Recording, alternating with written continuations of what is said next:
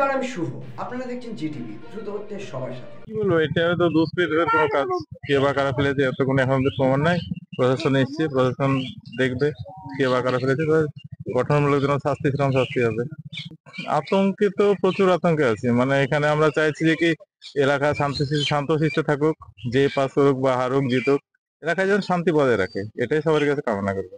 আমি সকালবেলায় জানলাম, কিন্তু আমি একটা অন্য কাজে ছিল, তার জন্য যে আসতে পারিনি। আমি অ্যাকচুয়ালি এখানে ছিল, অন্য একটা কাজে পঞ্চায়েতে যাচ্ছি একটু অন্য কাজের জন্য। ধরনের বোমা চারিদিকে উত্তাল হচ্ছে। ওই তো আমি বললাম, এই সকল কার্যক্রম যে বা যারাই করুক, খুবই নিঃকারজনক ঘটনা এতে। এর আমি ধিক্কার জানাই এবং এর প্রতিবাদ জানাই, এবং এর জন্য সুস্থ তদন্ত হয়, প্রশাসন যে ব্যবস্থা নেবে সেটাই মানে মেনে নেবো। এটা আমার যেটা মনে হচ্ছে, সেটা বিরোধীরা একটা চক্রান্ত। কারণ বিরোধীরা বুঝতে পারছে যে এখানে জোটেরা যাই করুক, এখানে আবু তাহের খান অনেক মার্জিত এবং অনেক ব্যবধানে জিতবে।